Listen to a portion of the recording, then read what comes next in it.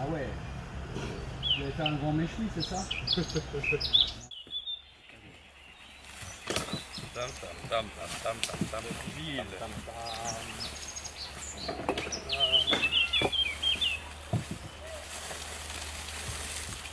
Waouh! Ça, c'est du vivant.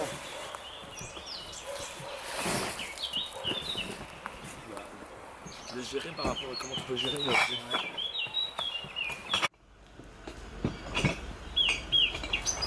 Moi j'ai bu un café.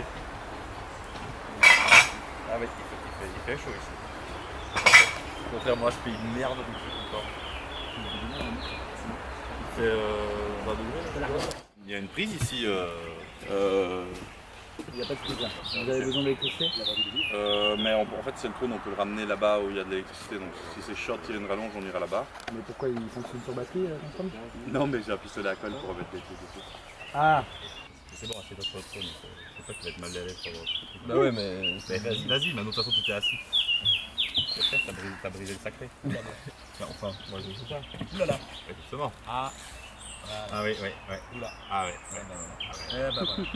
Je sens le dieu du théâtre qui est parti, qui est outré. Eh ben, donc moi c'est Dimitri Lepage, et ici je suis l'auteur et comédien des Chèvres en Corrèze, et je suis un des membres de la troupe Les Chevals de Troyes. Moi j'ai commencé à faire du théâtre dans le petit village dont on venait, dans l'académie du petit village, avec Jérôme à l'époque, quand on était tout petit. Et puis après on a fait un peu d'études de journalisme et de communication les années passant, et puis après on a fait le cours Florent à Bruxelles, et c'est là qu'on s'est lancé d'abord tous les deux, puis après tous les trois dans le fait de créer des spectacles et d'essayer de les jouer comme on peut un peu partout. Moi c'est Jérôme Jacob Paquet, du coup je suis le metteur en scène de la pièce des Chèvres en Corrèze de la compagnie Les Chevals de Troyes. Et moi je suis du coup effectivement comédien aussi et acteur à la base.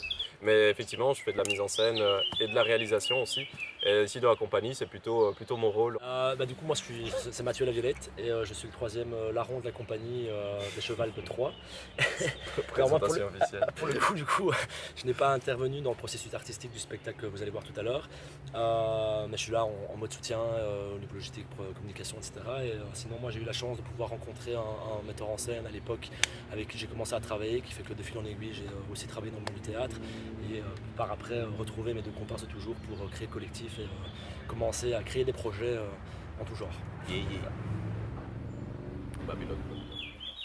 Un court-métrage d'ailleurs tous les trois que j'ai réalisé, ils jouaient tous les deux dedans et ça s'est super bien passé à tous les niveaux, on a vraiment kiffé cette expérience et suite à ça Dimitri est venu me retrouver en me disant ça te dirait qu'on travaille de nouveau ensemble, mais toi à la direction en tant que de théâtre, donc à la mise en scène et moi avec ce spectacle là, donc ça m'a fait évidemment fait immensément plaisir et puis on s'est mis à table tous les deux, on s'est dit voilà comment ce texte devient une pièce de théâtre quoi. Il y a la toute base, on est donc trois comédiens et Mathieu, Jérôme et moi, on est trois comédiens, c'est pour ça qu'on s'appelait les Chevals de Troyes. On avait fait une première pièce qui n'avait pas trop marché, on avait fait toutes les erreurs que peuvent faire des jeunes comédiens dans une pièce. Pas de cigale là Ouais. Parce qu'on avait quand même écrit aussi un spectacle quand on était oui. encore amateur. En oui. fait on se connaît qu'on a l'âge de 5 ans, donc on se connaît depuis vraiment très très longtemps. Et c'était en 2011 je crois. Ouais, à 18 ans, on s'est dit, on va devenir la comédien. jeunesse du collectif, ouais, c'est en 2011 en sortant d'une soirée où moi je l'ai rejoint à une soirée un peu éméchée et il parlait de faire une pièce de théâtre amateur en sortant d'humanité, donc c'est l'équivalent du collège pour vous. Moi, pour déconner, j'avais dit ah moi aussi j'en veux, je veux en être, etc. Et donc c'est de là vraiment qu'est parti le collectif. Et on a créé du coup, écrit et joué un spectacle qui parlait de la télé publique et privée. On parodiait autant la production, les émissions que le public, des deux côtés. Et en vrai, elle a fait son petit bonhomme de chemin quand même pendant 2 ans, je crois, et ça. Et puis après, eux sont partis faire leurs études artistiques à la capitale. On s'est un peu perdu de vue et puis du coup, on s'est remis ensemble bien plus tard, en 2019. Pour le spectacle dont Dimitri parlait. Il fait que c'était un choix logique de proposer à Jérôme de mettre en scène et que la prochaine, là, par exemple, c'est Mathieu qui l'écrit principalement et qui la jouera. C'est l'histoire de Charles, c'est un ermite qui vit dans une grotte et qui est surpris de voir arriver le public. Et du coup, il décide de profiter de l'arrivée du public pour raconter son histoire. Et en fait, en racontant son histoire, c'est surtout parler de la société qui va mal, des choix qu'on fait collectivement, individuellement, qui nous poussent vers le bas, mais en même temps de comment il y a quand même de l'espoir, comment l'humanité est belle et qu'elle mérite mieux que ce qu'elle est en train de faire pour l'instant. Nous sommes tous seuls. Nous le sommes même de plus en plus quelque part. On dirait que tout le monde s'éloigne de tout le monde à grande vitesse et de manière presque définitive.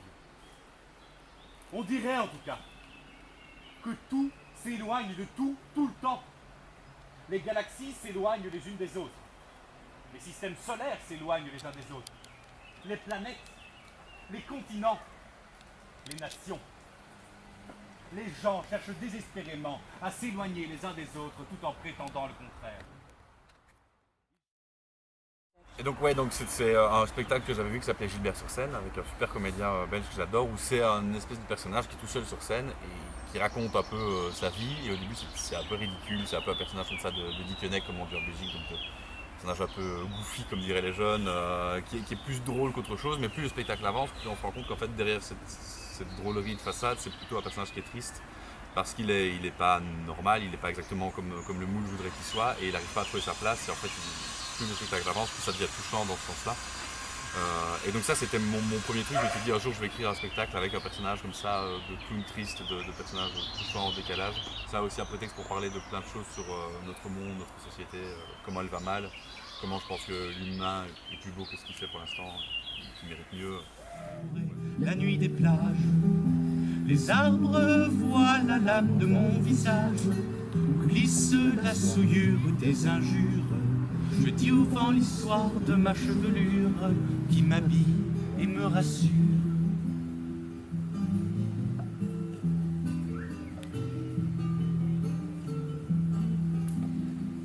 Je revois les temps de mon enfance où les roseaux et toutes les mousses dansent, et tous les miens qui n'ont pas eu la chance d'avoir un fils sans espérance. Mais ils m'aiment comme ils aiment la terre, ingrates à leur souffrance, à leur misère. Si quelqu'un me salissait de reproches, ils goûteraient la pointe de leur pillage. Paysans pauvres, mes pères et mères, attachés à la boue de cette terre, pauvres parents qui n'êtes même pas fiers d'avoir un fils poète qui se promène, dont on parle chez les rois et chez les reines, qui dans des escarpins vernissages blesse et lâche son courage. Il faut voir le côté autobiographique comme vraiment des outils dont je me suis servi pour composer ce truc-là. Donc c'est comme si c'était une grosse machine, quoi. Et dedans, je peux vous dire, oui, ce boulon-là, il date de... Mais les gens, évidemment, vont voir que c'est une histoire, mais c'est pas très important que ce soit vraiment arrivé ou pas. Donc il y a des passages qui me sont vraiment arrivés, des passages qui sont déjà arrivés à tout le monde, des passages où les gens comprennent que ça aurait pu se passer comme ça. Il y a aussi des trucs, voilà, ma vie aurait pu être comme ça, notamment sans le Covid. Moi, je fais partie des rares personnes pour qui le Covid, ça a vraiment été une chance. Parce que pendant le Covid, je me suis vraiment posé, à un moment, j'étais en train d'un peu brasser beaucoup d'énergie pour rien. Je me suis dit, bon là, qu'est-ce que je suis en train de faire de ma vie? Ça a vraiment permis de me poser, mais sans le Covid, je ne sais pas si je serais allé encore plus loin dans cette fuite en avant jusqu'à un moment où j'aurais vraiment fini complètement dépressif et en être au poids du personnage, j'en sais rien. Mais donc voilà, c'est un peu, ça aurait pu être un double de moi dans un univers parallèle par certains aspects. T'es un bon buveur, un bon vivant. Si plusieurs fois par semaine tu picoles tellement que tu vomis de la bile dans les ruelles, ce n'est pas que tu es en train de te buter symboliquement en avalant des doses massives de poison, ce n'est pas qu'il y a un problème, c'est que tu es un gros fêtard. Tu le dis, les autres le disent, c'est que ça doit être vrai. En plus, c'est un chouette titre à porter. Dans les faits, tout le monde est en train de buter le gosse qu'il était pour être en mesure d'accepter que sa vie sera probablement naze et ennuyeuse. Ce que tout le monde traduit par « On fait la fête ! Il faut bien vivre notre jeunesse tant qu'on est jeune !» Voilà, et puis alors j'ai donné ça à Jérôme à la mise en scène. Et lui, il a sauvé le spectacle d'être une espèce de conférence où moi j'aurais déballé mon truc. Alors je vais vous expliquer les petits bonhommes. Et c'est lui qui a amené le côté touchant, le vrai côté théâtre et cette atmosphère de grotte et tout ça. C'est lui. Ouais, à la base aussi, ton texte, il est. Donc là, nous, on a fait une version théâtre qui a, on va dire, une 40aine de pages. Mais c'est le texte, d'ailleurs, qui existe en livre, il est beaucoup plus long. D'abord, moi, il me l'a fait lire de façon plus amicale et innocente, comme un texte en fait, parce que forcément, c'est fortement relié à sa vie, donc le spectacle est magnifiquement bien écrit, mais il y a des choses qui sont très personnelles aussi. Ouais, ça me faisait plaisir de lire ça en tant qu'ami. Et puis ensuite, effectivement, de ce texte qui aborde plein de thèmes et plein de thématiques différentes, on s'est à un moment donné posé tous les deux pour se dire, bon bah, comment est-ce que ça devient un spectacle en fait. De là, de l'essence de ce texte est né du coup le spectacle des chèvres en Corrèze, avec la scénographie, la mise en scène qu'on connaît ici actuellement. Poudre et moissenet. Et la mandarine, vous avez branché la mandarine? Ça, si tu veux, le côté des coupes et tout ça, c'est un peu comme un réalisateur qui, après avoir tourné toutes ses rushs, a souvent du mal à couper certains rushs auxquels il tient absolument. Et ça a été Jérôme, en fait, beaucoup qui a fait ce travail de coupe, parce que moi, à chaque fois qu'il me disait, bon, il va falloir couper, c'est trop long. Ce qui était sûr pour nous deux, c'est que c'est très important à la fin que le public sorte avec un tout petit bout de trop peu. Vraiment, le truc de ça aurait duré 3 minutes de plus, ça ne m'aurait pas dérangé. Ce qui est pour nous terrible dans un spectacle, c'est quand le public sort en disant, ah, il y avait des longueurs, ou ah, c'était un petit peu trop long. Ça, c'est vraiment, t'as perdu un truc, je trouve, à ce moment-là. Il faut vraiment qu'il n'y ait pas cet effet-là, que le public n'ait jamais l'impression d'être kidnappé, ou que ça ait duré trop long, ou qu'il ait envie de partir. Non, ça, c'était vital. Et donc moi là-dedans, il y avait 1000 thèmes que je voulais encore aborder. J'avais mis beaucoup de trucs qui se retrouvent dans le livre, mais pas dans la pièce.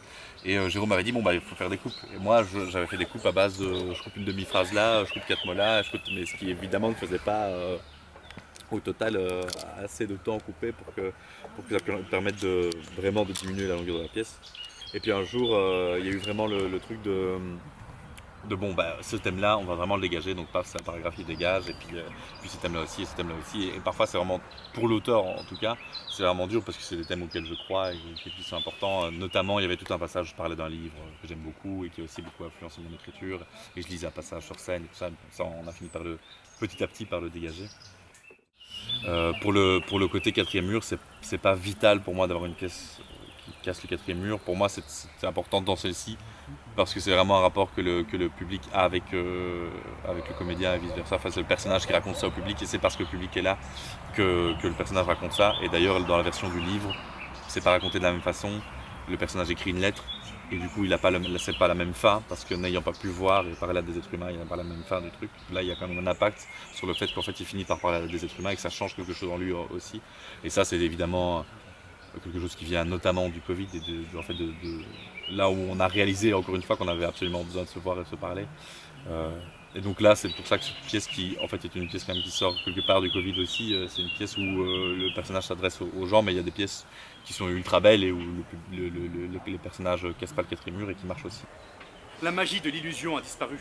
Tu deviens tout gris et tout fripé à l'intérieur, mais en surface, t'es pub Colgate, donc ça passe.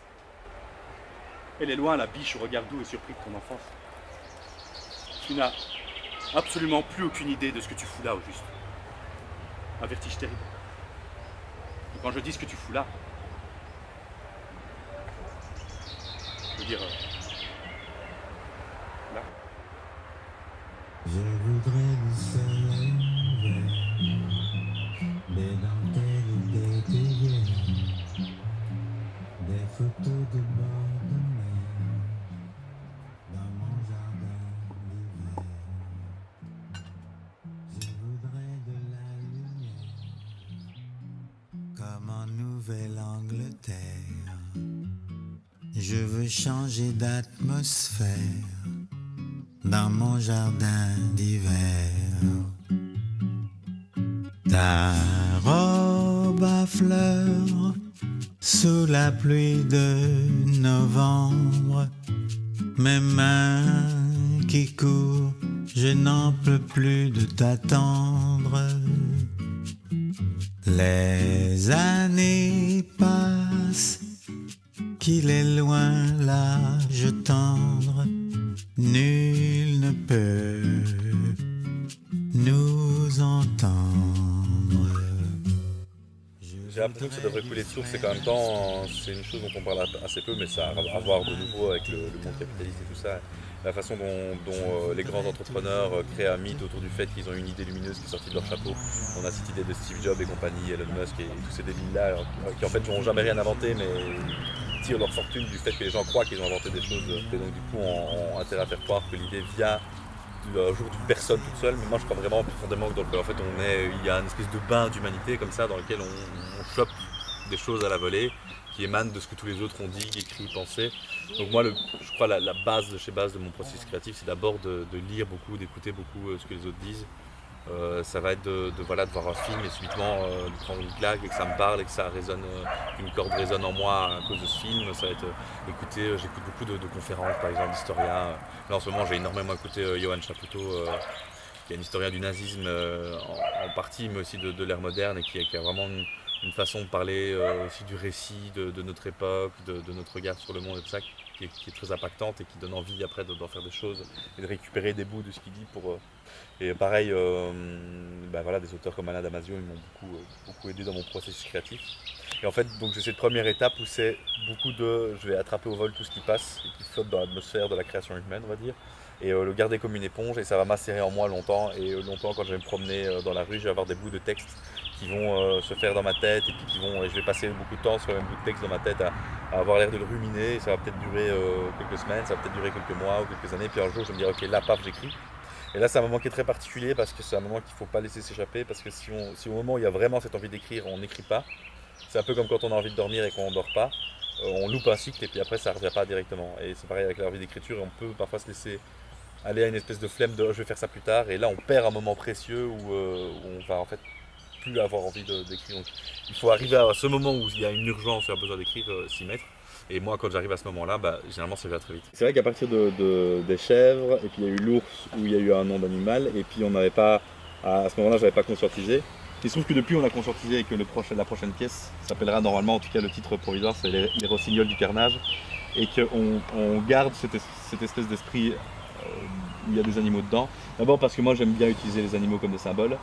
L'ours, c'est aussi un animal qui symbolise le renouveau, la spiritualité et la force, mais aussi la tendresse. Il y a un truc chez l'ours de très ambivalent depuis toujours. Là, les chèvres, elles disent quelque chose.